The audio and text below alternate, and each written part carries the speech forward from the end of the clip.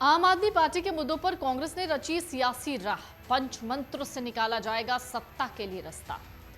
Party से जुड़े वरिष्ठ नेता कहते हैं कि कर्नाटक विधानसभा चुनाव के बाद पार्टी के चुनिंदा नेताओं की बड़ी बैठक हुई। इस बैठक में तय हुआ कि कर्नाटक विधानसभा के चुनावी मुद्दों के साथ ही आने वाले विधानसभा के चुनाव में सियासी आधार बनाकर चुनाव लड़ेंगे। दरअसल कांग्रेस पार्टी की अगले हफ्ते एक बड़ी बैठक होगी। अनुमान लगाया जा रहा है आने वाली इस बैठक में पार्टी कुछ बड़ी फेरबदल या पूरा प्लान तैयार करके उसे अमल में ले आएगी। इसके अलावा इस बैठक में लोकसभा चुनाव के बजाय विधानसभा के चुनाव पर फोकस करने के लिए नेताओं को तैयार रहने को कहा गया है। जानकार कहते हैं बैठक में कर्नाटक के चुनावी घोषणा पत्र के उन 5 मुद्दों को सामने रखकर आगे की रणनीति बनाई जानी है, जिससे विधानसभा के चुनाव में जैसे ही नतीजे मिल जाए। पार्टी से जुड़े सूत्रों के अगले विधानसभा के चुनाव से पहले पार्टी में व्यापक स्तर पर नई योजनाओं को बनाने के लिए अलग अलग नेताओं को जिम्मेदारियां दी गई हैं। ऐसी ही एक जिम्मेदारी निभाने वाले पार्टी के वरिष्ठ नेता कहते हैं कि जल्द होने वाली इस बैठक में सबसे बड़ा मुद्दा कर्नाटक में चुनावी घोषणा पत्र को आने वाले विधानसभा के सभी चुनाव में लागू किए जाने का है। वो कहते हैं हिमाचल प्रदेश में पुरानी पेंशन बहाली जैसे मुद्दों पर न सिर्फ सत्ता में आई है कांग्रेस, बल्कि कर्नाटक के चुनाव में भी सत्ता वापसी हुई है।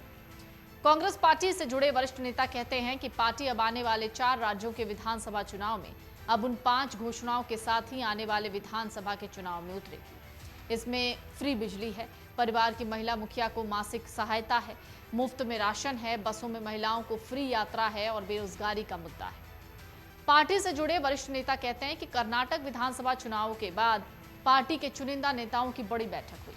इस बैठक में तय हुआ कि कर्नाटक विधानसभा के चुनावी मुद्दों के साथ ही आने वाले विधानसभा के चुनाव में सियासी आधार बनाकर चुनाव लड़ा जाएगा। कांग्रेस पार्टी के राष्ट्रीय कोषाध्यक्ष और पूर्व रेल मंत्री पवन बंसल भी कहते हैं कि उनकी पार्टी हमेशा से जनता के मुद्दों को आगे लेकर सियासी मैदान में उतरी है। वो कहते हैं हिमाचल और कर्नाटक के चुनाव में पार्टी की जीत से निश्चित तौर पर बहुत से नए मुद्दों के साथ सियासी मैदान में उतरने की तैयारी और मजबूत हुई है। पवन बंसल कहते हैं रायपुर में हुए कांग्रेस के अधिवेशन में ऐसे ही मुद्दों को जनता के बीच में ले जाकर चुनाव लड़ने की हिमायत भी की गई थी। हमारी पार्टी ऐसे ही जनहित के मुद्दों के आधार पर आने वाले विधानसभा चुनाव में और लोकसभा के चुनाव में जनता के बीच होगी। राजनीतिक विश्लेषक कहते हैं फिलहाल बीते कुछ चुनाव में कांग्रेस ने जिस तरीके से अपने चुनावी घोषणा पत्र को तैयार करना शुरू किया है वो देश में खुद को विस्तारित करने वाली आम आदमी पार्टी के मुद्दे की तरह है। कांग्रेस पार्टी को इस बात का अंदाजा है कि पुरानी पेंशन बहाली के जरिए वो देश के करोड़ों कर्मचारियों तक सीधे पहुंच बना सकती है। मुफ्त में महिलाओं को बड़े राज्यों में बस की सवारी का जो फायदा आम आदमी पार्टी देती रही है वो बड़े वोट बैंक के तौर पर निश्चित रूप में तब्दील हो जाएगा। यही वजह है कर्नाटक में महिलाओं के लिए मुफ्त में बस के सफर की घोषणा ने कांग्रेस पार्टी को एक बूस्टर के तौर पर मदद दी। अन्य राज्यों में भी इसी तरीके की योजना महिलाओं के लिए बड़े वोट बैंक में तब्दील हो जाती है या हो भी सकती है, क्योंकि ज्यादातर राज्यों का क्षेत्रफल बहुत बड़ा है। महिलाओं को फ्री बस का लाभ निश्चित तौर पर सियासी रूप से राजनीतिक पार्टियों को और ज्यादा आगे बढ़ाता है, इसमें कोई भी शक नहीं है।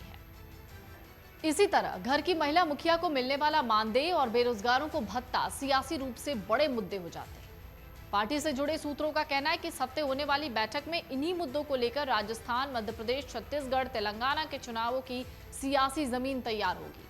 उससे पहले कुछ राज्यों में बड़े फेरबदल हो सकते हैं। इसको लेकर पार्टी के राष्ट्रीय अध्यक्ष की प्रमुख नेताओं से बातचीत हो चुकी है। अनुमान है कि जल्द ही कांग्रेस पार्टी के भीतर संगठनात्मक स्तर पर कई बदलाव देखे जाएंगे।